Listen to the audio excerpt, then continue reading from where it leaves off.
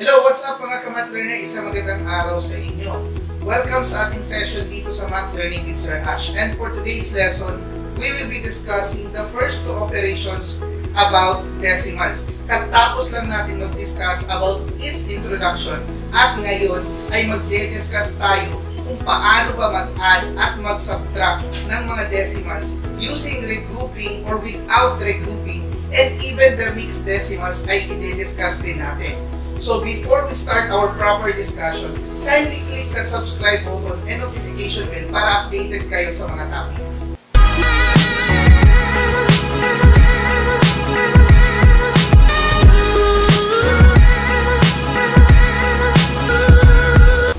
Hello, what's up mga ka-Math Learner? Isang magandang araw sa inyo.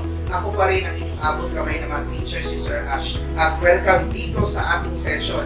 And for today, we will be discussing paano ba mag-add at mag-subtract ng mga decimals. Now, alam na natin kung anong ibig sabihin ng decimals. Balik-tanawin nga natin. Ang decimals ay isang klase ng fraction na hindi gumagamit ng numerator at denominator. Ito pa rin ay isang pagbibigay ng illustration from the part of a whole. So, kapag hindi ka gumagamit ng fractions, pero gusto mo pa rin pag-usapan ang parts of a whole, then you can use the decimals. Karaniwan, ang decimals ay ginagamit sa mga pera, sa mga weight na ginagamit natin like kilograms, the mass, and even sa mga length or ruler, or even yung mga distances.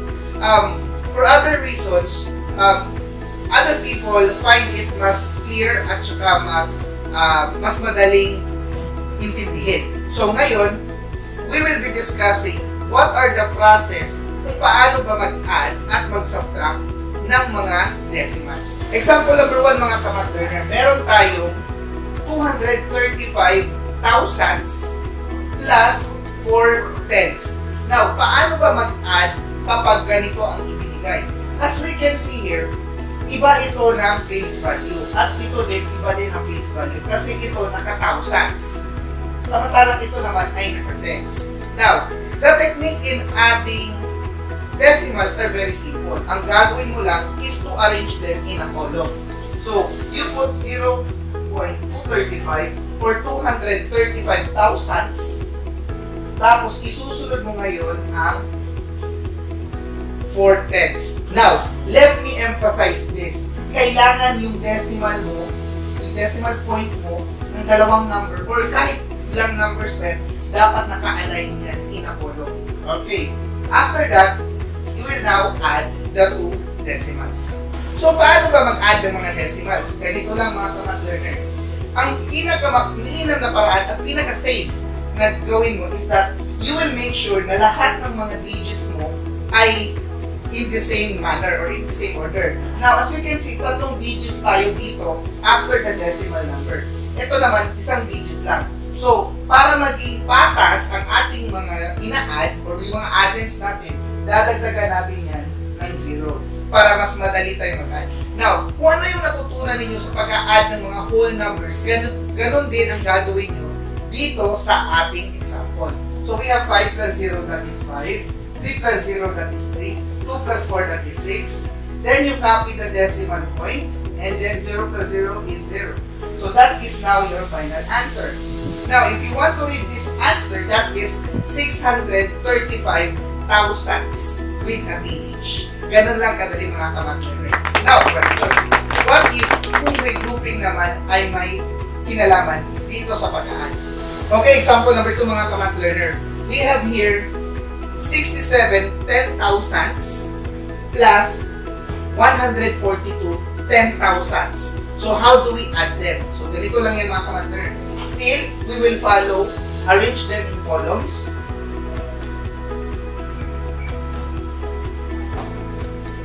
Now, since pag-arrange natin ngayon, pareho ang number of digits from the first given and the second given, then we can add them directly. 7 plus 2, that is 9. 6 plus 4, that is 10. Now, since 10 ito, bawal tayo maglagay na agad dito ng 10. So, we will use the regrouping. So, mag-carry tayo ng 1 dito. So, 1 plus 1, that is 2. Sorry. And then 0 plus 0, still and then another 0. And this is your final answer. Now, paano ba natin i-add ito mga ka-math learner? That is 209 10,000s. Okay, I hope nakuha niyo kung ano ang pagkakaiba ng regrouping sa hindi pagre-regroup. Okay, so in other words, kapag nagre-regroup tayo, nag-carry tayo ng mga values on the second digit natin. Okay, so ganun lang. Okay, nandito na tayo sa third example natin mga ka-math learner. Meron tayong 3 numbers. Okay, yung first number natin is 3/10. Yung pangalawang number naman natin is 1 and 13 thousandths. Yung third number naman natin is 2 and 9 hundredths. So the question is, paano ba natin ito i-add? Ganun pa rin ang technique mga ka-math learner. You will arrange them in a column form. So that is 0.3, 1.013, 2.09, then add them together. Okay, since hindi ito magkapareho ng digits, we will add zeros in order for this to be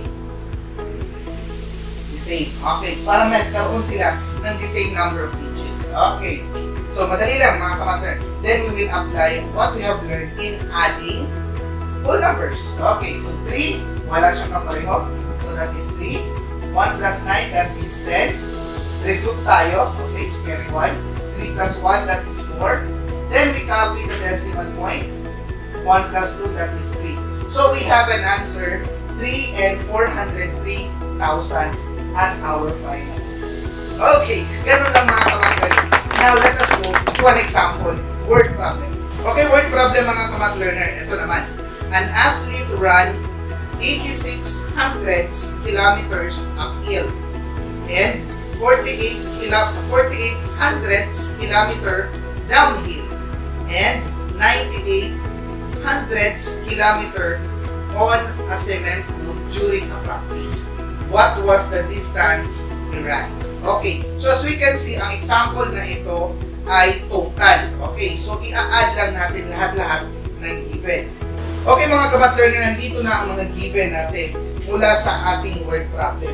We have 0.86 kilometer, 0.48 kilometers, and 0.98 kilometers. We can read this as 86 hundredths kilometers, 48 hundredths kilometers, and 98 hundredths kilometers. Now, be sure na bago tayo mag-add, make sure natin na pareho sila ng units of measure. Lahat sila ay puro kilometers, so we can add them directly.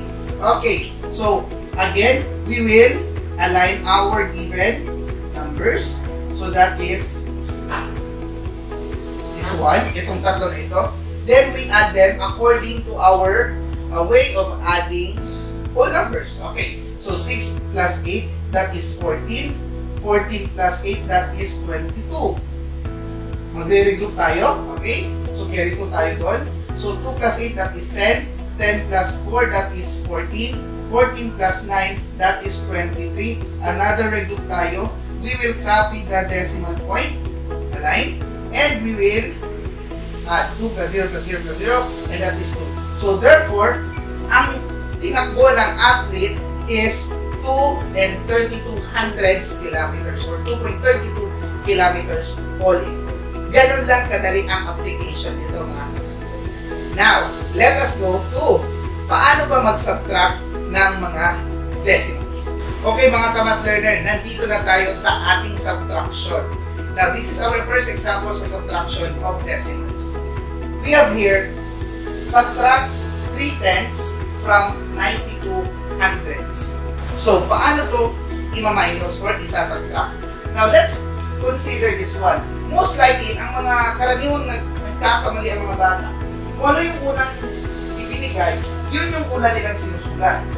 Then, sinusulat agad nila yung pangalawa. Narinig nila ito, sinulat nila ito, sinulat nila ito. Now, let us make this confusion correct. Actually, this is wrong. Ganitong way of thinking ay napakamali. Bakit?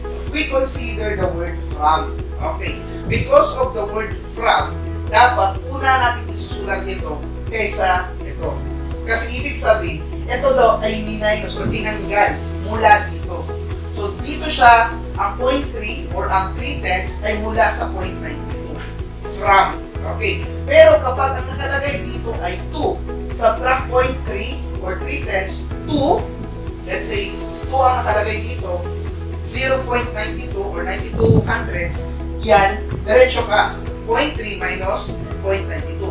But, since our problem is subtract 3/10 from 92 hundredths, then, ang ating gagawin ay ganito.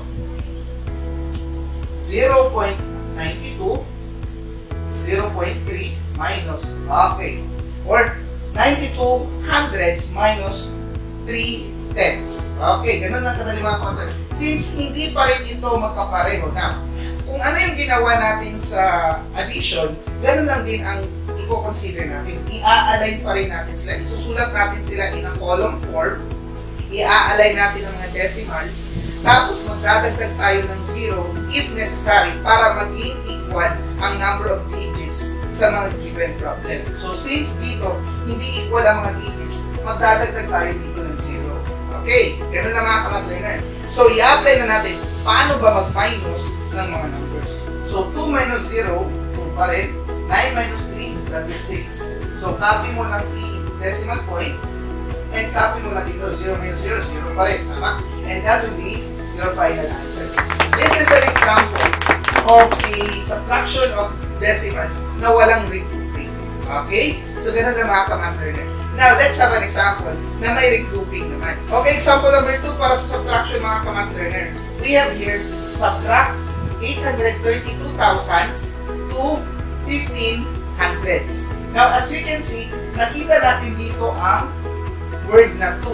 Ibig sabihin, pwede na natin ito i-direct pagsulat. Kung sino yung unang number na binigay, yun yung nasa taas natin. Siya ang magiging minuend natin. At yung nag-follow is yung subtrahe.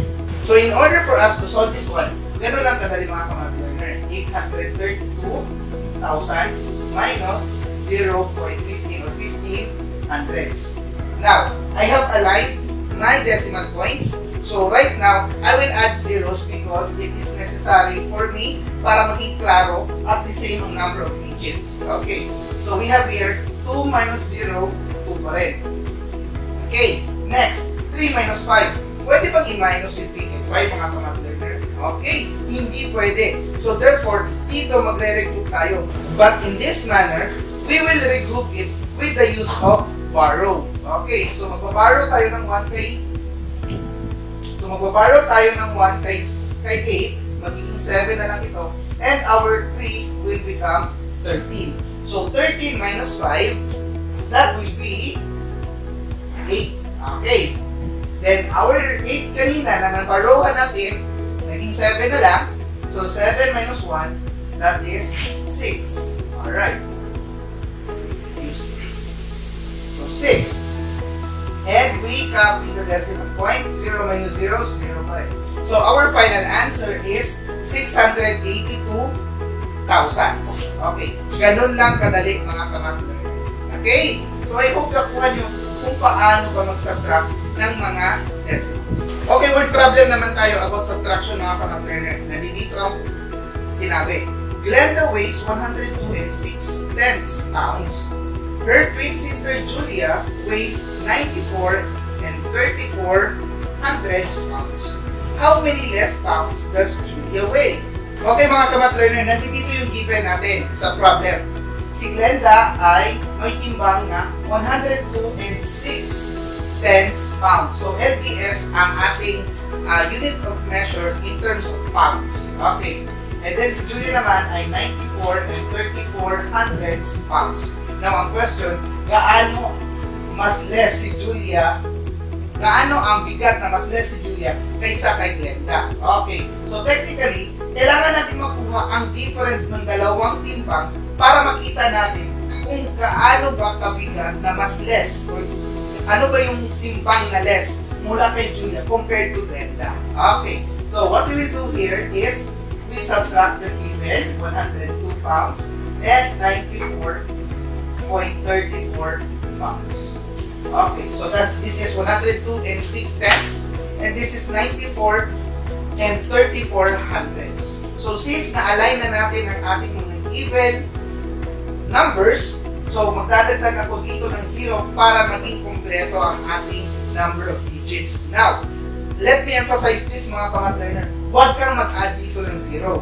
Yung pag-add natin ng 0 is only applicable for those number after the decimal points. Okay? So, dito, huwag ka na mag-add dito because it is very insignificant na maglagay ka ng 0 sa isang whole number, which is 94, tapos maglagay ka ng 0.94. Mali yun. Okay. So, that's it. Kung ano yung whole number, that's it. Pero pag decimal, if ever hindi ito magkapareho ng number of digits, saka pa tayo magdadagdag. Okay, now, let us subtract.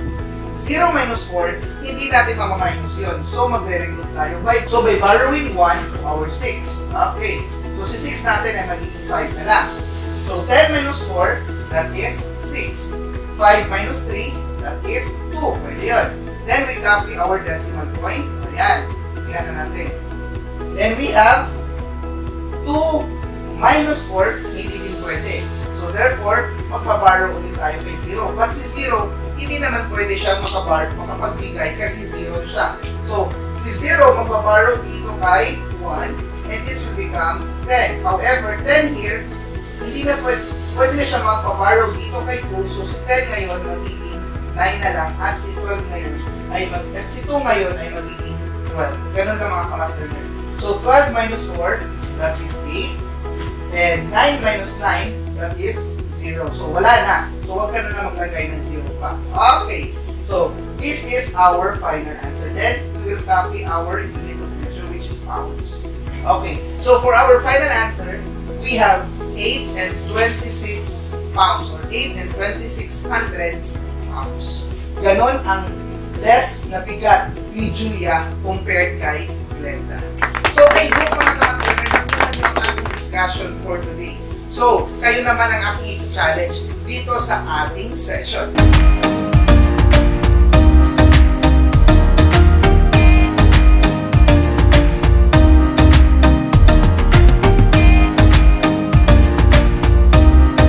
At yan ang ating discussion sa ating session for today.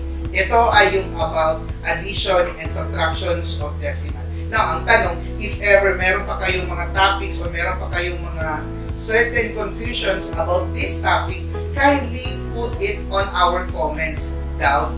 Now, I will always answer any inquiries that you will give me. And I am so thankful sa lahat ng mga nag-support dito sa ating channel. Maraming salamat po. Ito pa rin ang inyong abot kamay na mga teacher si Sir Ash. At laging nag-iiwang ng isang katagang masarap matuto ng mathematics kapag marami tayong nagsasama-sama.